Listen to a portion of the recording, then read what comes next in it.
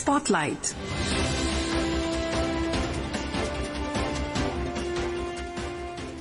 This is Akashvani. In the program Spotlight, now we bring you a discussion on next generation GST reforms. The participants are A.K. Bhattacharya, Economic Analyst, and Dhawan, Anchor.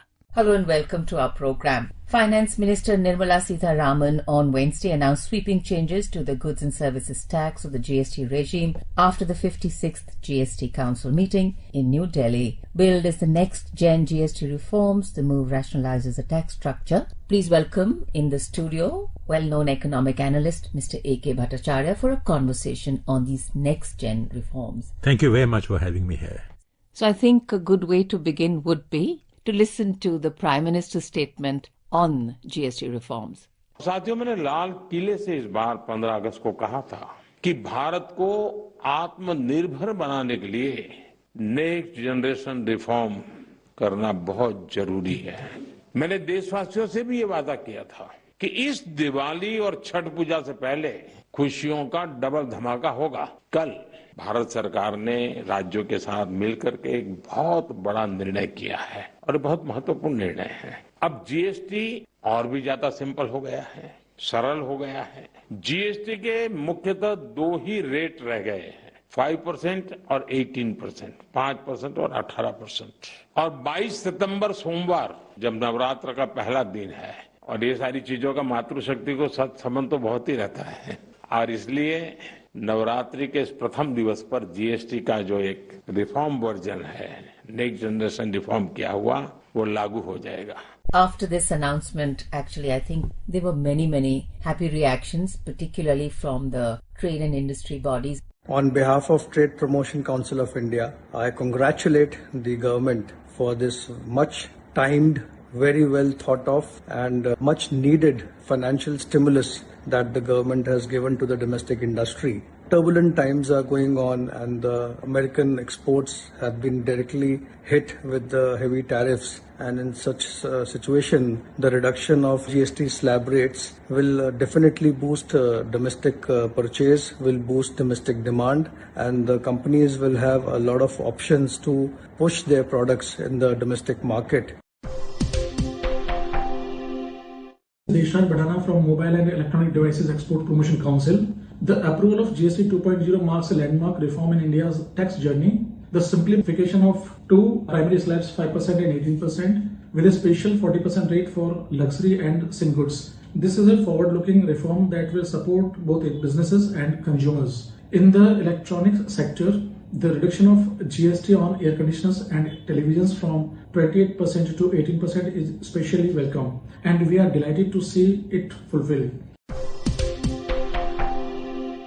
First of all, I must congratulate the Finance Minister for taking this bold step, which was taken at the initiative of the Prime Minister's word, which he gave on the Independence Day speech from Red Fort. This has helped small and medium exporters, MSMEs, and the general public for giving them relief for day-to-day things, but has also rationalized the GST things and made it very simple for a common man to know exactly how much he is spending and what is a product worth.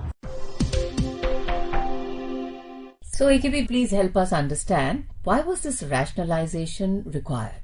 Well, you have to go back in time a little bit. When GST was introduced after many years of wait in July 2017, it was doing quite well. At that time, the effective average rate of collection was supposed to be around 14%, but it ended up being around 12 or 13%. There was this demand that the GST has been introduced. The Prime Minister at that time said that this has to be the good and simple tax. But over the years, what happened was that the GST continued to have too many rates. As many as 5 different rates were in operation. There was a new cess that was introduced, which was continued because of the COVID. And 2018 and 2019, the rates were reduced, as a result of which the effective average tax came down to 11.5% compared to the required aspirational rate of 14%. So there was all-round dissatisfaction both among consumers and industry players, traders, that GST is a better system. It allows you to prevent cascading of taxes.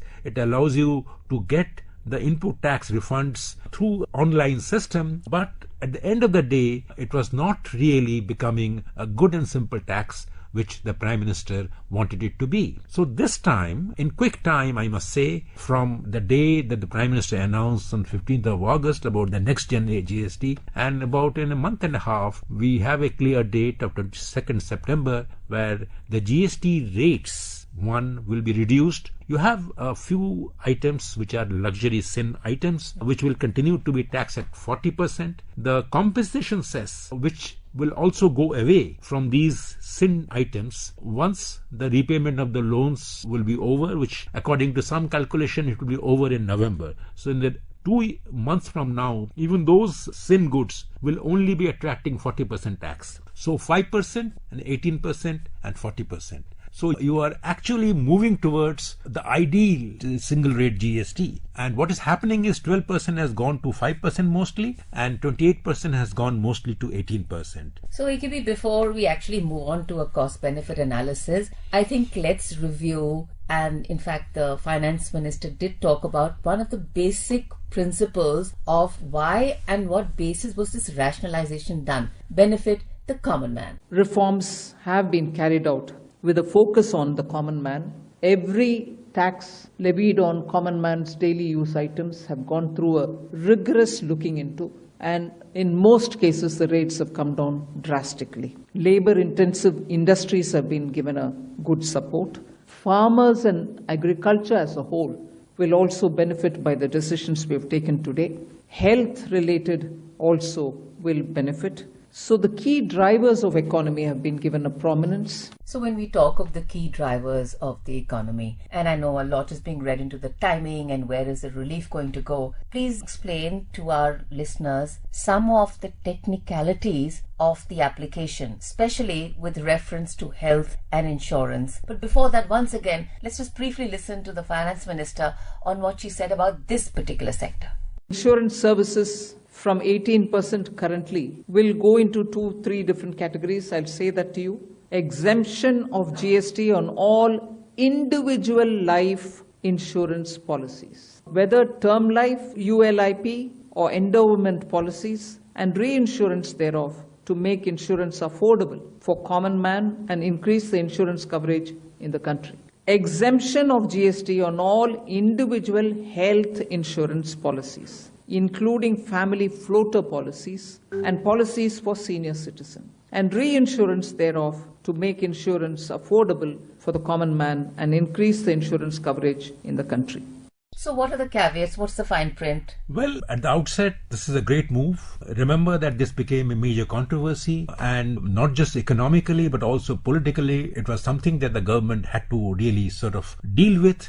Health insurance, if you want to increase the penetration of health insurance coverage, then you have to make sure that the health insurance is less expensive. Now, 18% tax on every year's premium that you pay did make this entire experience of having a health insurance coverage a little more prohibitive. So the moment you reduce it to zero, what you will see is this: there are a lot many more people will probably go in for a higher coverage because your overall liability on your premium has come down. So that is the one thing that will happen. The second thing that will happen is that the people who go in for ULIP, which is unit linked insurance policies, now they go in for investment in the market. Now when they go in for a 100 rupee investment under the ULIP policy, suddenly when they see the 18% tax is not there, they might go in for a little higher amount of investment under the same ULIP policy. And I'm reasonably certain that the insurance companies will push for these increases, as a result of which you will see a big boost to the insurance sector. But there are also some procedural issues that will come up, because please remember, if the final product or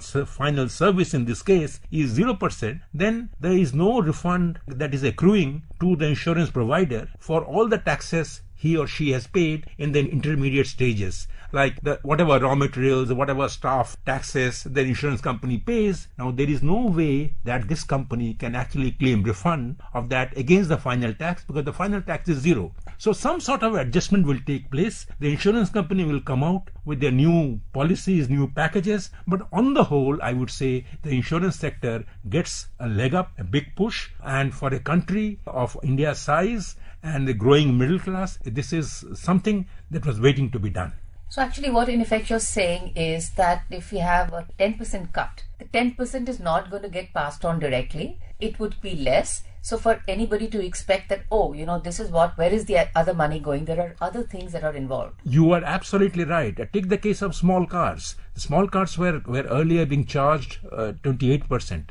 Now clearly the automakers will be excited because they suddenly see that they can bring down their price. But will they bring down their price by 10 percentage points? No, I don't think so.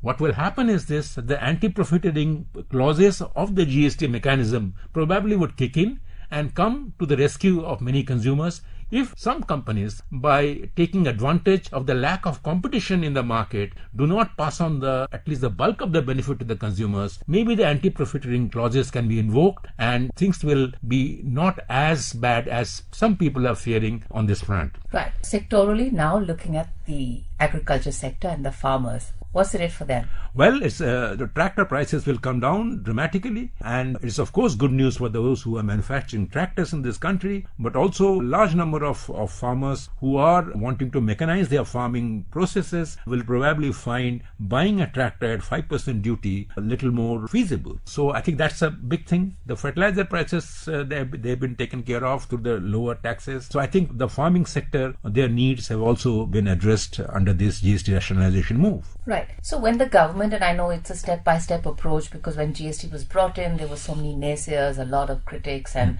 I think a lot of reshuffling was done. Conversations happened to and fro. Industry bodies were also consulted. What has given the government confidence to say, okay, now let's take it like this and let's rationalize more and more?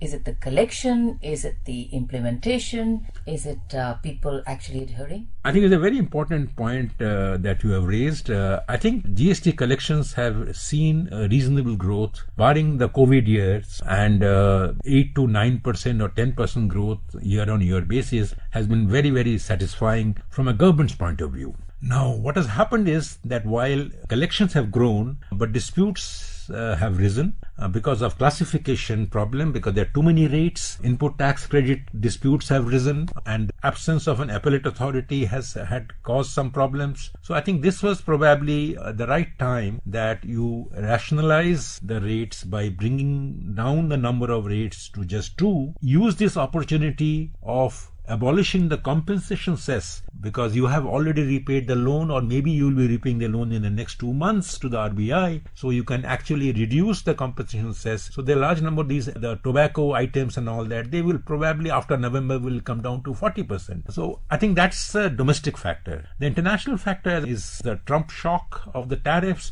So there is an attempt here to reform your domestic economy and use that reform to counter the negative influences of the Trump tariff on the Indian economic output growth. I think that's a great word to actually say thank you and conclude the program, reform. And the word by itself says you have to reform something. So there will be, application issues. There could be teething troubles again in getting this new system. What happens to the older cases? What is the length going to be used to settle those in the appellate body? But actually those changes and those pangs will be there. But the graph is upward and the direction is positive. You are absolutely right. Right. Thank you so much, Mr. A.K. Bhattacharya, for coming on to our program. Thank you for having me here. You were listening to a discussion on next generation GST reforms. The participants were A.K. Bhattacharya, Economic Analyst, and Dhawan, Anchor. This program was produced and presented by the News Services Division of Akashvani. You can listen to it on our mobile app, News on AIR.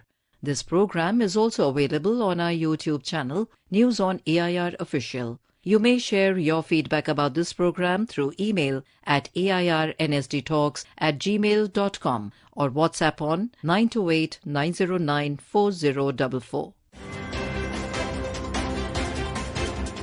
Spotlight.